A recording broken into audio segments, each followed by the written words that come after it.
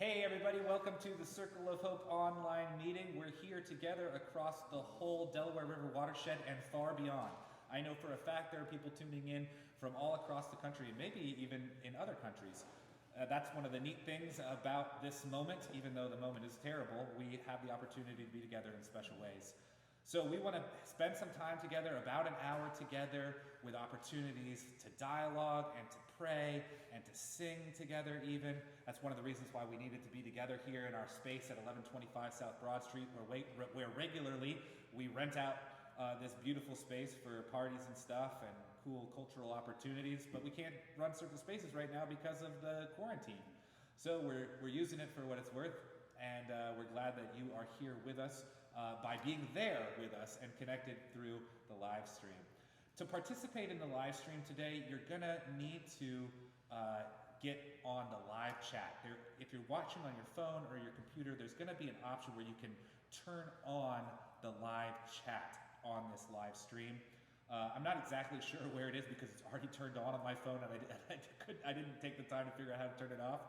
But take the time now, because later on in the meeting, you're going to get the chance to talk back to us and to even participate in some praying.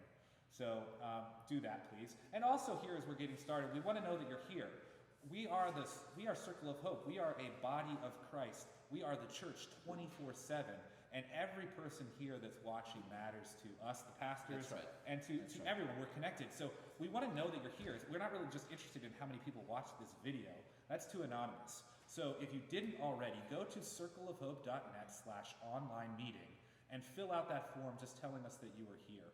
And if you're here for the first time, give us your contact information and we'll follow up with you. That'll be especially important. That's right. Also, there's, if you're watching in a group with your roommates or with your family, let us know everyone that's in the room. Even the babies, they matter. Or even if they're sleeping. I always count them when they're sleeping at our normal Sunday meetings, so you should too. And that's really important, guys, because this is not a show. We are doing this together. We are participating together in relating to God. Absolutely. Anything else we need to know before we get started here? The live chat button is right next to where you would like or not like. There's a dislike button. Don't press that one. Press the like one. And then next to that, there's a live chat button that you can click up, and your whole world will be illuminated by our loving community. Nice. Yeah, so we're hoping that this time is encouraging to you and that you feel better by the time we're done. Being together as the body in the ways that we can is what we're after. And I think that we're going to be able to achieve that based on what we were able to do last week, and just based on my confidence in what the Holy Spirit can do even in these difficult circumstances. Lean in, trust, kind of stretch yourself. You're going to sing along in your living room. You're going to maybe have to figure out what to do with your children when they're not wanting to pay attention. There might be some obstacles to really getting into this with us, but you're here and that matters. It really matters, and I don't think you should discount it, even if you don't have the ideal experience in the next bit of time as we're together. So let's move into some singing together, because Jesus is here with us and we want to acknowledge that. This old word, abide. Jesus is abiding with us and we are abiding with him.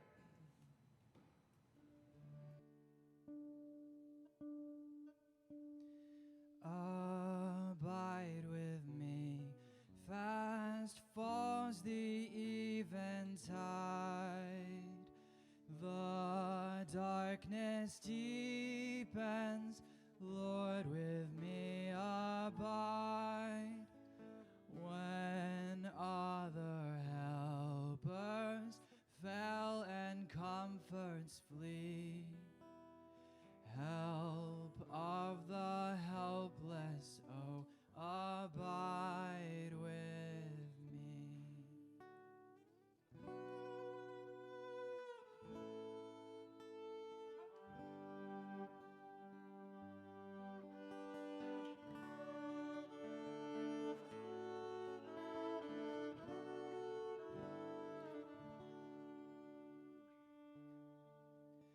Swift to its close, ebbs out life's little day.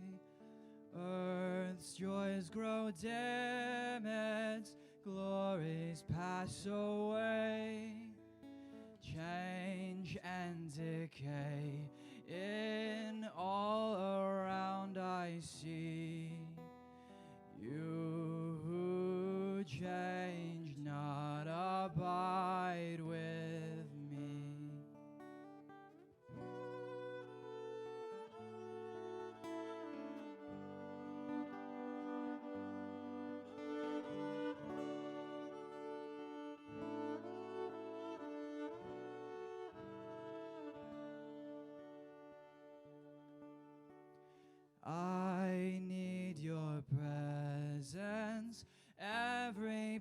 passing hour.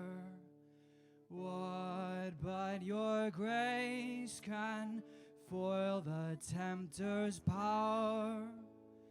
Who like yourself my guide and stay can be?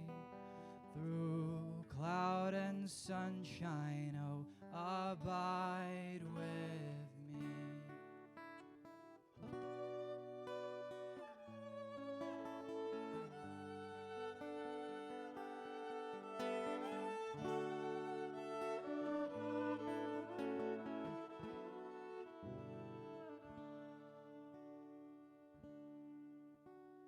I fear no foe, with you at hand to bless.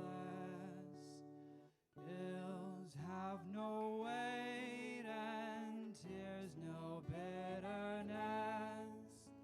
Where is death's sting? Where grave thy victory? I triumph still if you abide with me.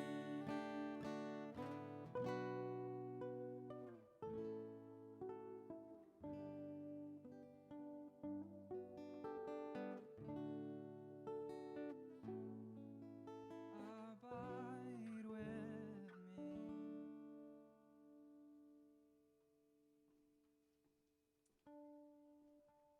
Sometimes it can be hard to find the words to even pray. And so we want to join together, give you some words that might bring you comfort. So join us in this prayer by following along with the words in yellow. God of creation, you make all things good. You brought forth the word, revealing your nature. Abide with us, Creator God. Sustain us with your love. In you we live and move and have our being. You have been our dwelling place throughout all generations. Abide with us, Creator God. Sustain us with your love. As creation awakens from its winter sleep, we fight the temptation to hibernate in our spirits. Abide with us, Creator God. Sustain us with your love. Earth and sky are busy with the new life of spring, but the city is still, and the noise of work is quieted. Abide with us, Creator God. Sustain us with your love. Together now we display your beauty like the daffodils and join the birds to sing your praise. Abide with us, Creator God. Sustain us with your love. We will not be silent. We will not sleep. This is the day that the Lord has made. Let us rejoice and be glad in it. Abide with us, Creator God. Sustain us with your love. The earth is the Lord's and everything in it, the world and all who live in it. Abide with us, Creator God. Sustain us with your love.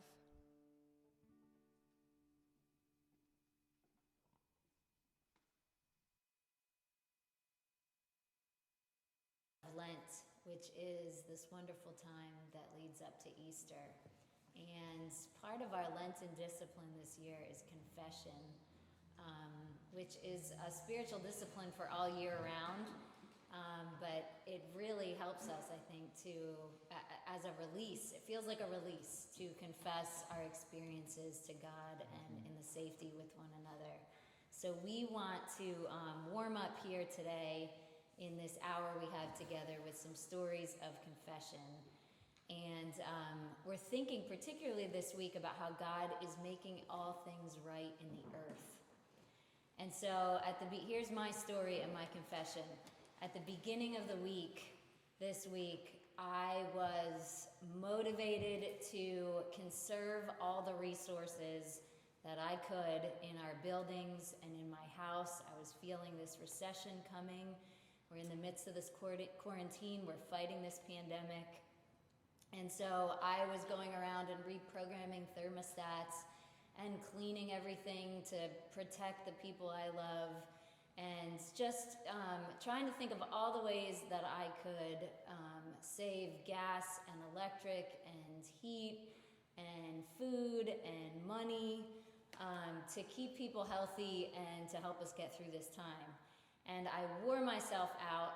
By the end of the week, I was so tired, and my family got colds anyway, and my basement flooded, and a giant sinkhole opened up in front of our building on 2212 South Broad Street. That's apocalyptic. Seriously. Just and- wasting all the water you were conserving. Totally. And the city is trying to clean up this mess, but it's costing all these resources, and we don't know how it's going to get done. But that was my feeling of helplessness. That in the midst of all I was doing to save resources to help God make things right in the earth, it wasn't enough. Did you guys? Yeah, isn't that how it is? You know, like I'm sure that we can all tell our own stories of like how we tried really hard and for what?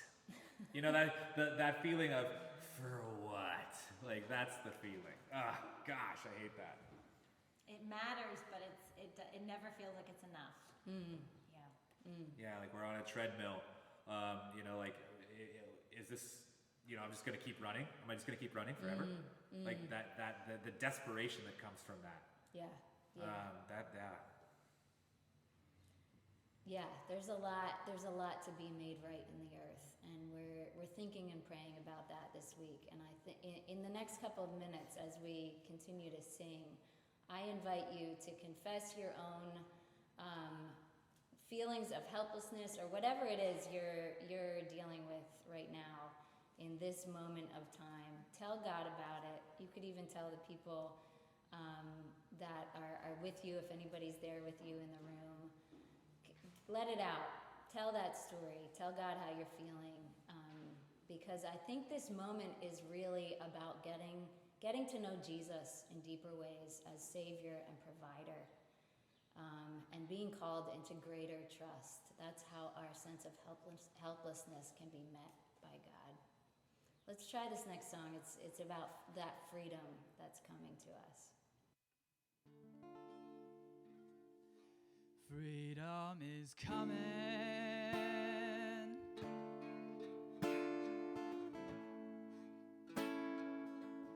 like a light on the dawn.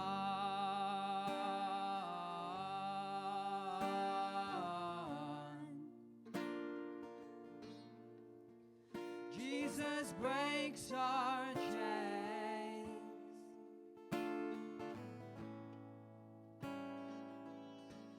Lord, carry us on.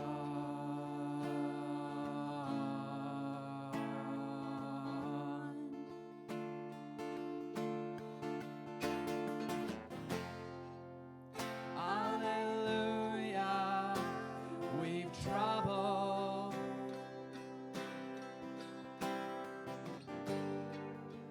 Alleluia, the pain. Freedom is coming.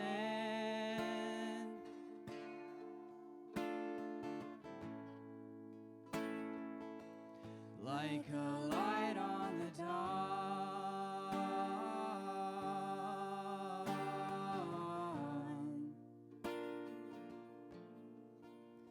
Jesus breaks our chains.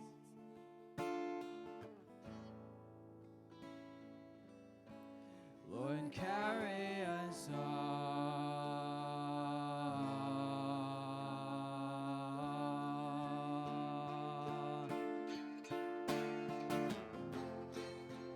Alleluia, we see you.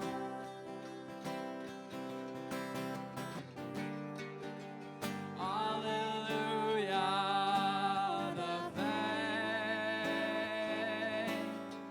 Freedom is coming.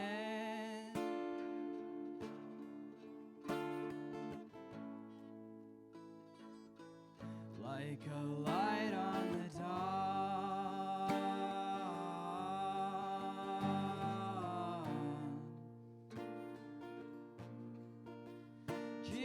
Jesus breaks our chains.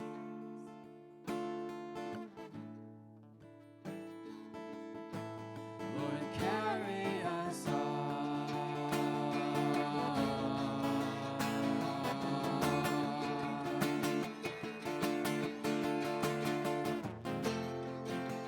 Hallelujah, creation.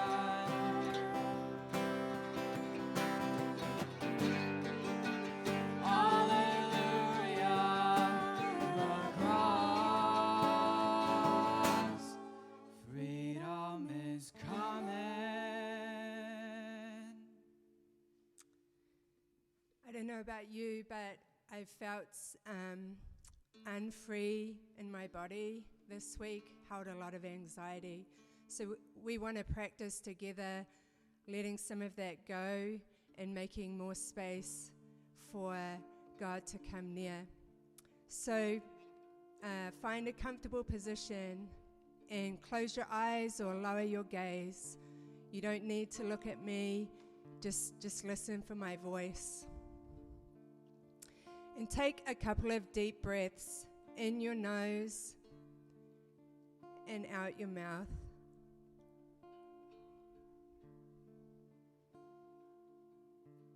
And I want you to start by clenching your toes really tight and then letting them go. And as you release your toes, say to yourself, my toes are loosening.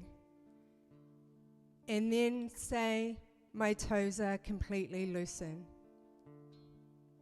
And we're going to do that with the other parts of our body. Start with your legs, clench your legs,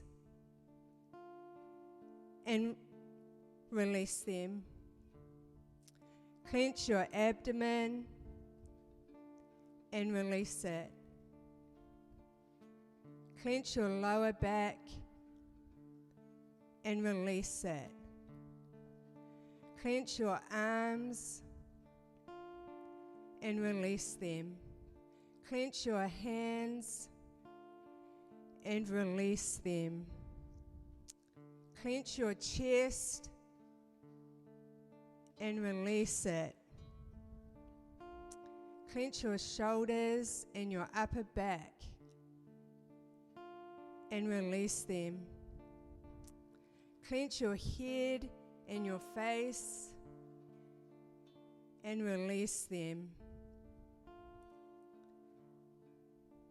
My body is loosening up. My body is completely loosened. I want you to take a breath in, and on your out breath, say, ah. And breathe in, and on your out breath, say, ah. Pay attention to your heart.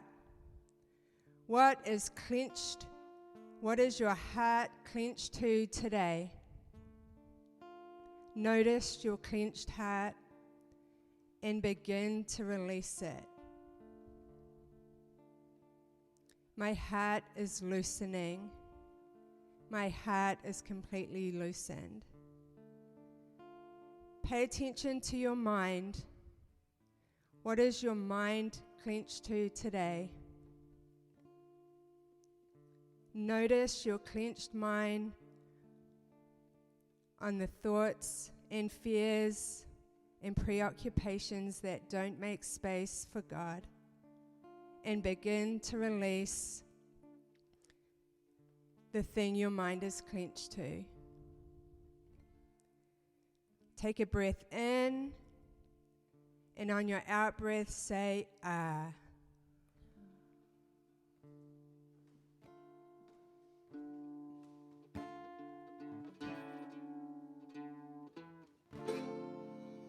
Hallelujah, we've trouble.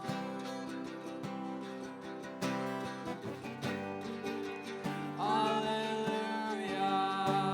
the pain.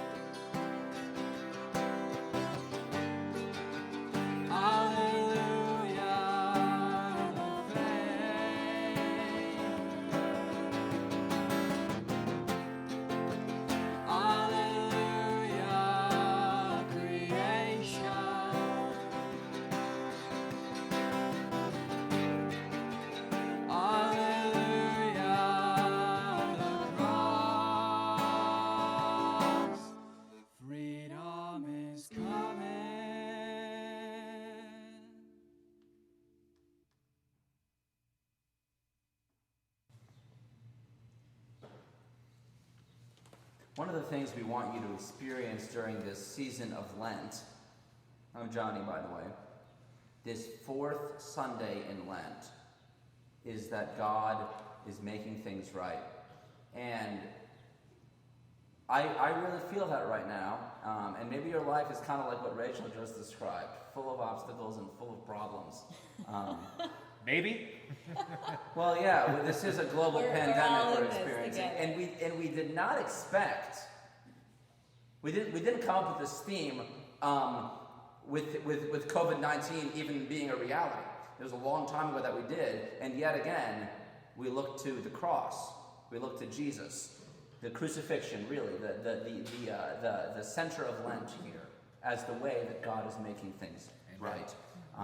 And God is making all things right, and has throughout all of time, really. You know, our risen Lord is crucified to save the whole world. But the psalmist in Psalm 24 begins by saying, "The earth is the Lord's and everything in it." Every detail on earth, God cares about it. Down to the tiniest thing. Down to the tiniest thing in your life, God cares about. And I really want you to hold that true in the hardest of times. Jesus even says, don't be afraid. God even cares for the sparrows, those tiny brown birds on the streets that I live in, you know. Those are the birds. Those are sparrows. Yeah, they're not even the biggest bird on the street. The pigeon's like 10 sparrows. So it's not, God even cares about a pigeon. And a sparrow. And I was reminded of this recently because I found a funny tweet from an atheist on Twitter. Self-proclaimed atheist, by the way. I'm not judging anybody. He just said this is who he was. And he says this, to deride our faith. Christianity. The belief that God created a universe 13.779 billion years old, 93 billion light years in diameter. One light year is 6 trillion miles. This cosmos exists has 200 billion galaxies, each containing 200 billion stars. God created all of that just to have a personal relationship with you. And they were being sarcastic about it, and I was like, what a self-own that you just did. How sweet it is. Praise be to God. God made all this and still cares about me in my tiniest insignificance. And so I am then invited to care about all the tiny things in the world, all my tiny actions, especially as they relate to the earth and making the earth right. Yes, yes. That is true. God cares about every little detail. But I think we often feel that sense of smallness and even helplessness ourselves when we think about the magnitude of the problem that we're facing. You guys all know this, but climate change is big, and we saw the highest ever recorded land and ocean temperatures in January of this year, and we feel the effects of that in the increase in earthquakes and wildfires and hurricanes, and the extinction of certain plants and animals, and crop failure, and coastal flooding.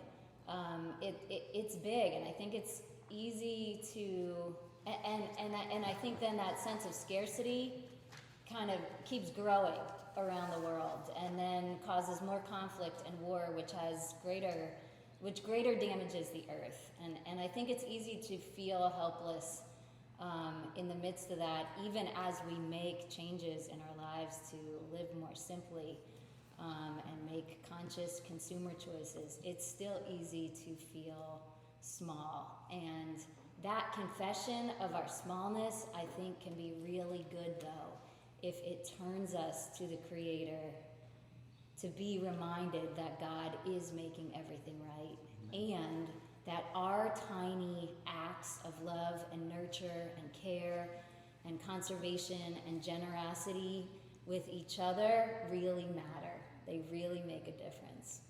Yeah, we got to lean into that. Totally. Because if we don't, we actually are small. When we're talking about climate change and the climate crisis, my little recycling, or even if I, get a passive house, and zero energy usage, net usage, even then it's I'm just one person. I'm only making this small impact.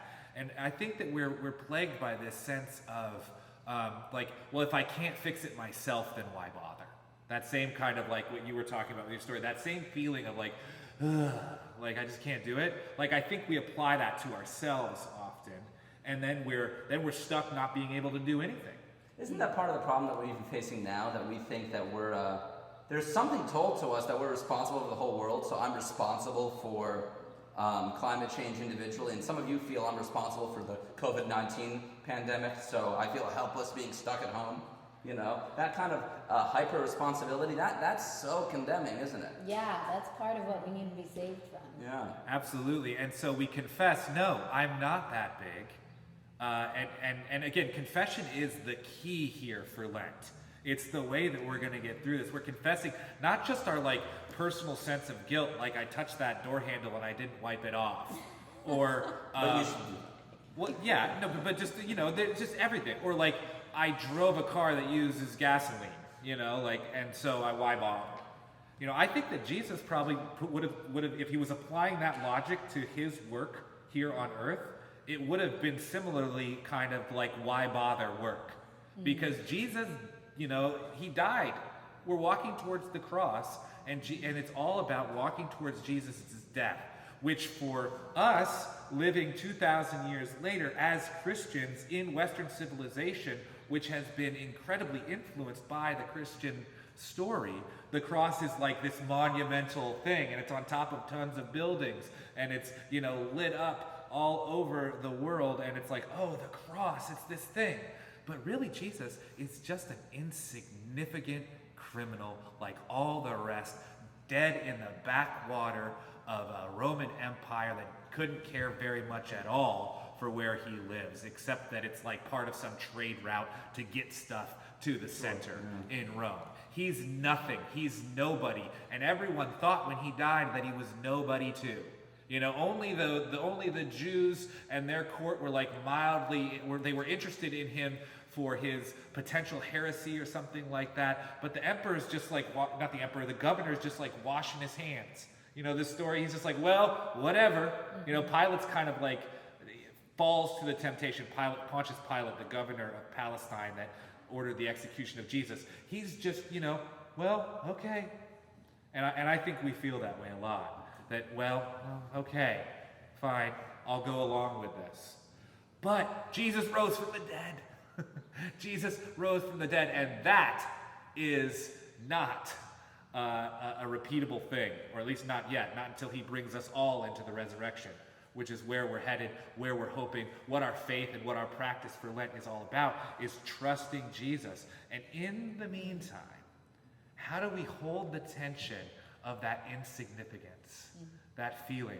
I think, like you said, Rachel, yes, we confess our helplessness. And we get small with Jesus, and he knows what it's like to be small and insignificant, because the main thing he did kind of looked meaningless in the moment until he was vindicated.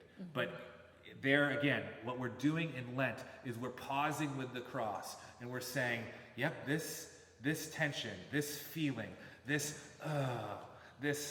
clenching, like Kaz was saying earlier, we have to feel that so we can let it go. Yeah, it's being like the sparrow and letting ourselves be cared for. Yeah. by God. So you're saying the insignificance of Jesus's death actually makes our tininess matter too? That God, that there's something happening that's turning the whole world upside down. Yeah, that's it. IT, period. Yeah, so that means that our small acts of care and restoration and nurture for the earth and for each other, I think even for our own bodies, as creatures that have been created. Yeah, we're part of the earth. Exactly. Those small acts matter. It's in that way that we are participating with God making things right. When we care for the earth, when we pick up trash, when we plant something and nurture it into its fullness, we ourselves are getting a taste of how our fullness too, of what we were created to be and to do, and those things matter. That's actually how God is making things right here and now in the world, is through us as we are participating with a restored relationship with creation and the earth and ourselves and our bodies and all of that. And I think it's especially significant like right now while we're confined to our homes to get outside, even though we have to go alone or 6 feet apart from everyone else. Being connected to creation, looking at the sky, letting the sun soak over our skin, seeing how the spring is waking up the world around us. All of that is a way to participate in what God is doing and to see the nature of God reflected in the natural world around us. And to really dig into that and maybe even learn about it. People are talking about how they're going to become experts at stuff, or like it's okay if you don't become an expert during the quarantine. Like we're all imagining how we have all this time, to like, I saw this one meme about Isaac Newton went and invented Newtonian physics while he was on break from the bubonic plague. Like there's all this pressure. Really? Yeah. What are you gonna do, Ben? Well, I think I'm gonna learn my native. I want to learn my native trees or something. I've always wanted to do that. Well, my kids and I just watched the other night a Netflix special on the night on Earth. It was really incredible. We were watching through infrared technology. You can see what's happening in the ocean at night in the dark, and just the creativity and intricacies of life on the ocean floor and in the waters just expands your heart and your mind for who God is and what God created in this world around us. It's really incredible. Well, slowing down. Like I don't think you have to become an expert at something during the quarantine, but it is like a forced slowdown, and you might actually have some more time to like. You're gonna have to take a walk so you don't go stir crazy, and that might not be part of your regular routine, but everyone's doing it. And like I gotta go outside because I'm not going anywhere, and so that new thing gives you an opportunity to be slow and to notice things and to pick up the flower that fell from the tree, or to get down on your hands and knees and smell that flower that just came out of the ground. That's a way for us to even be it's kind of like as we confess the tininess, then we kind of own it and just love it for what it is, and that's like I think that's the victory of life over death is when this tininess, this sense of helplessness is not a condemnation. It's a fact of who we are and a fact of our belovedness. Yes. This is what we're made to do and be. Yes. Well, I wrote in daily prayer today how the sparrows are actually like pesky birds. They're not only super. They definitely are. Yeah, but they're like they ruin crops and stuff. Like and so it's so awesome to me that Jesus calls them out as beloved. We are so like them in our. We're pesky, that's for sure. Especially when it comes to the earth. Yes. We are pesky, to say the least. And we're not always going to get it right, obviously. Yeah. But we are free to participate in the work of God in the world in our small ways, trusting that we're not wholly responsible, but we are participating with the work of God. And being out in nature is a good way to recognize your smallness and be able to appreciate what you can do. Excellent. Well, that was a pretty good four-person message, wouldn't you say? I liked it. Sure. Now that I'm congratulating ourselves. It's not done yet. Let's have some talk back, shall we? I just want to shout out some of the things that people said while we were talking. Jeremy said, your tiny efforts matter because the Lord will multiply them. And so that's a very Circle of Hope thing to say. Jeremy's a Circle of Hope dude. And so God is amplifying our And we're all about efforts. multiplication. Totally, We have yeah. cells that meet in people's homes, circles of 10, and we have this organic metaphor of multiplication, that when they grow to a certain size, they multiply and spread out, kind of like sparrows do.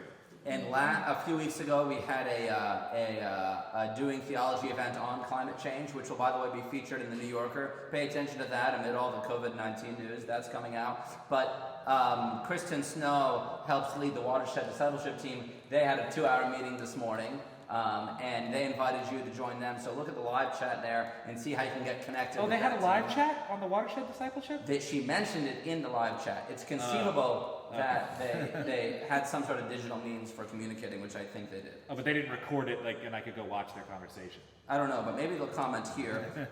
What else do you want to say back right now? We have a few minutes for this before we keep worshiping, but I'll read your comments. If you just want to make a statement, go ahead. If you want to object to something we said for some reason, you can do that. And if you have a question, at least Julie will be able to answer it. So there's a lot of opportunity here. You might also just say some tiny thing that you appreciated today. That's right. You know? Can I say one that I see already here? Go ahead, Julie. Someone asked, does lanternfly hunting count as connecting with nature? I think those small efforts matter, yes. Yeah, like killing all the invasive lanternflies on a tree might feel like they're going to be on the next tree. Yeah. Megan, very profound. Wise woman. I gotta do that more. Oh no, we're not supposed to condemn. Sorry. I'd like to do that. I will. You do that well too, but J.R. Ryan asks, is the virus thing leading to the end of the world for reals?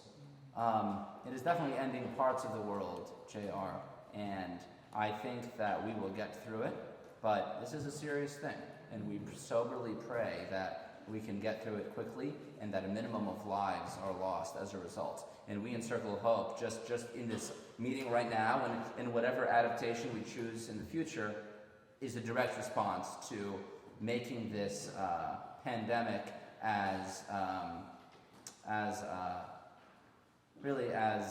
minimizing the harm it causes. Does that make sense? yeah. I think that a lot of people are wondering that though, about the end of the world, and I always go back to Jesus telling his disciples, don't even try to predict exactly when that's going to happen. People are going to say lots of different things, but Jesus keeps saying, no, just trust me. Just wake up and be alert and do what you can to love me and love your neighbor, but we don't know. We don't know when exactly the end will be. Yeah. And doing whatever you can. Wow. So profound and so hard. It's worth practicing for 40 days and more during Lent. But it's such a simple but not easy thing to do. Mm-hmm. Haisa's talking about how we're so used to technology and going fast and getting to places, driving around and so on and so forth, and this is causing us to slow down.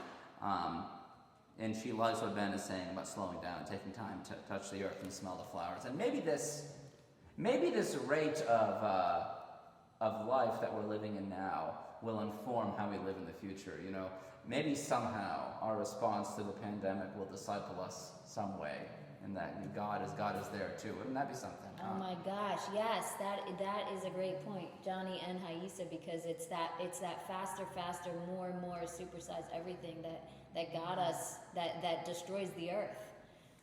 So what you're suggesting about slowing down, I think, is a way to kind of ratchet that back. I think there's another application too around this idea of scarcity and hoarding. You know, the impulse, since we don't know what's ahead and there's so much uncertainty, the impulse is to hoard resources and to hold on to what you can. But you know, we can share and care for one another around us, pay attention to the needs around us, knowing that God will provide. It's an act of trust and an act of faith, but I think it's a really practical application of an embodied faith. It's not just an idea that we have in our heads. We're actually living it out to care for those around us and to not live in scarcity all the time. Gwen is saying in Wuhan they can hear birds they haven't heard for a long time because it's quieting down.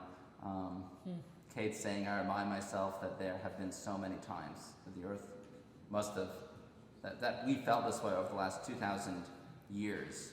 Megan's saying God never overlooks our insignificance. And I really think that's what Ben was getting to, right? that the insignificance, the relative insignificance of the cross, which we've now ornamented, but is now small, makes our smallness matter too. So there's a lot of good stuff here. Is that good for now? You want to keep going? That's good. Yeah, according to the time, we should probably move on to what's next. Well, I'll just end with this passage from 1 Thessalonians from Jake. He's reporting from Texas. Hey, welcome, Jake. Jesus is coming soon, so get to ministry. Then Paul in 2 Thessalonians says, Jesus won't be coming back for a while, so get to ministry. I really like that kind of scholarly message. It's not a message about timing, he says, but about how we live in this before time by practicing faithful witness to Christ regardless. Amen, Jake. And as we practice that faithful witness, may we receive the rescue of Jesus as the team leads us in Come Rescue Me. Come rescue me, be my retreat. I feel alone, darkness seems strong. I need your touch, your promise of peace, hope for my weary eyes. For all who cry out, show me the way.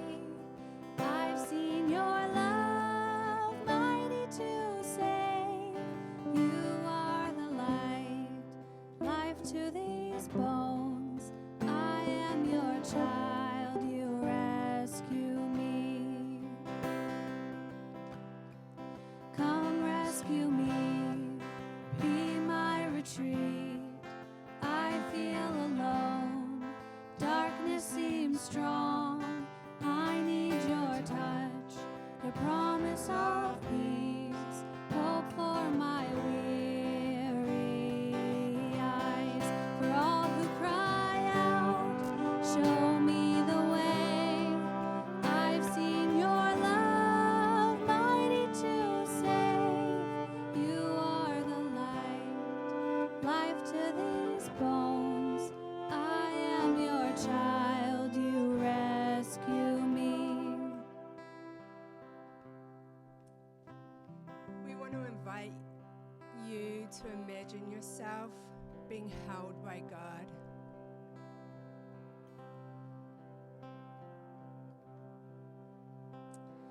In our vulnerability, she is near. She is strong and nurturing. We can rest. In our desperation and need, he is kind, gentle, and sustaining. We can feel the calm. In this place now, notice what she offers and what he gives.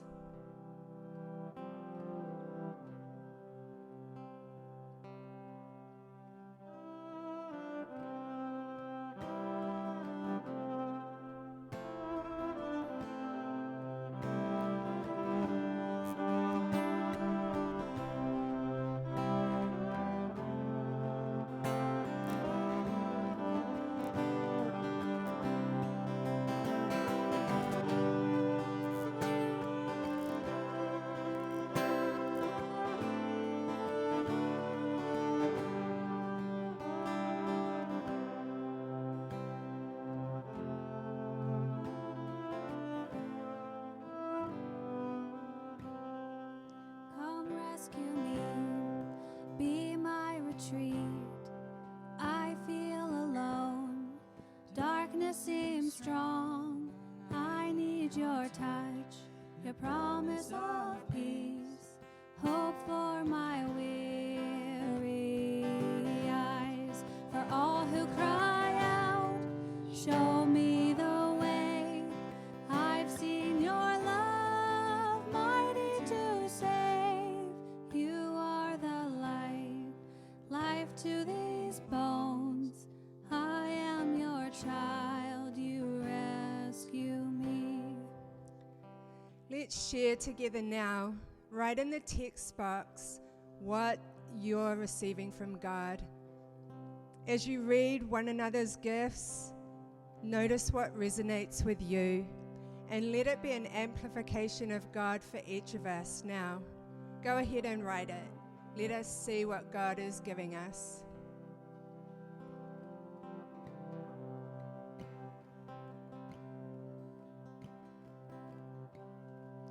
You are the light, life to these bones. I am your child, you rescue me. Peace, resolve, courage, strength. You are the light, life to these bones. I am your child, you rescue me. Actual rest, not distraction, comfort, a deeper trust in God, deliberate slowing down. You are the light, life to these bones. I am your child, you rescue me. Food and shelter, hope, warmth of the sunshine, a smile, continuous work that is paying the bills, rest, cats that offer friendship. You are the light, life to these bones. I am your child, you rescue me. A deeper understanding of communion, imagination, connection with my family, God. You are the light, life to these bones. I am your child, you rescue me. Come rescue me, be my retreat. I feel alone, darkness seems strong. I need your touch, your promise of peace, hope for my weary eyes. For all who cry out, show me the way. I've seen your love, mighty to save. You are the light, life to these bones.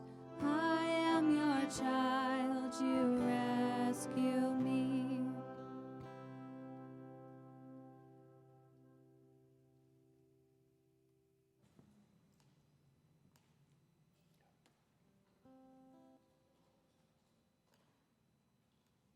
What a great song. Thanks so much, team, for organizing to be here and to lead us in that. I don't know who wrote that song, but it was really good, wasn't it, Rachel? Rachel wrote the song. She wrote it. Isn't that amazing? We have songwriters all over here. Yo, write songs during the quarantine, y'all. Write songs. I'm gonna write a song. And write we a might song. even record them. circleofhopeaudioart.bandcamp.com if you want to hear more of our original music. And with that as a segue, allow me to, I gotta tell you the segue, that's how high production this is. Let me tell you some things I want you to pay attention to during this time. And while I do that, there are not binders at the ends of your row, some of you know about those. Go to circleofhope.net/online meeting as we've been telling you to do, and please sign in. We want to know you're here. We want to connect with you. We want to follow up. If you've been here a million times, please do it. And if you're here for the first time, let's have a relationship. This is how we're going to do it. And so go ahead, navigate off the page if you need to. Go to a different app if you're on your phone and that's how your phone works. That's fine. Log in there. Yeah, you won't be missing much right now. You can come back. And someone, I think Phil asked, how are the pastors doing? And Tim asked, what does the pandemic mean to us? And we would love to keep talking about this. And in fact, we have opportunities for that. So if you want to hear how we're doing and what this pandemic is telling us, tune into our podcast from last week. Listen to our podcast from last week. It's called Resist and Restore. You can find it wherever you listen. And you can hear us talk directly about the pandemic, which was last week's subject. And this week, we will interview Gina Master. And Yo, we're doing it again this week?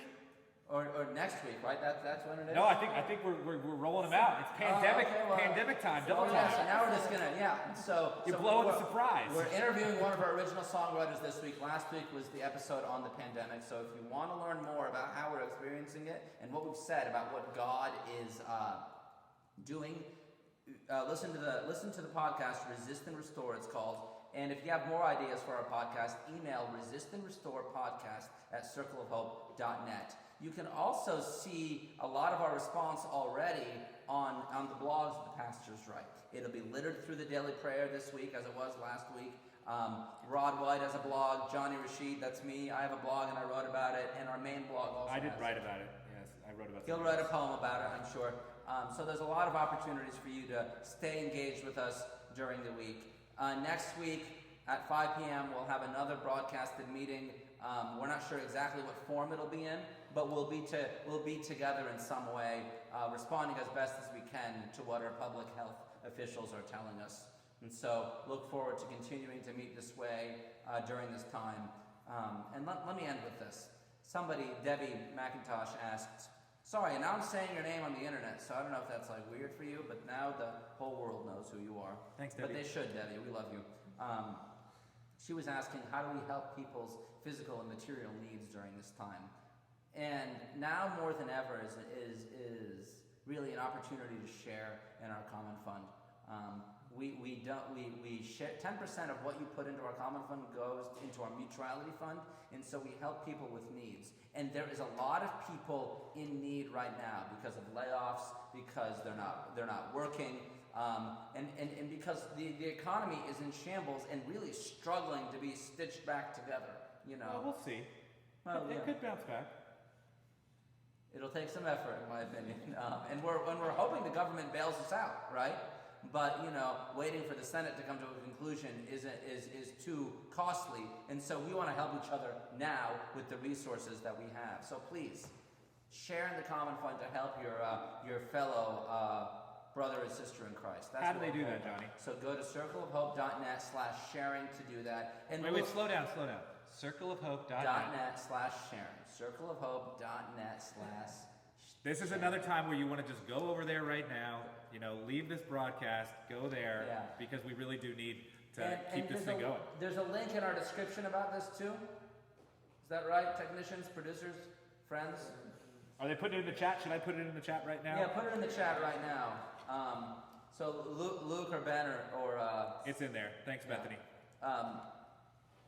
So please help us during this time. Our needs remain the same, but the communities are growing. And apart from that, sharing our money in common helps us actually prepare for the end of the world. That's really what we're doing.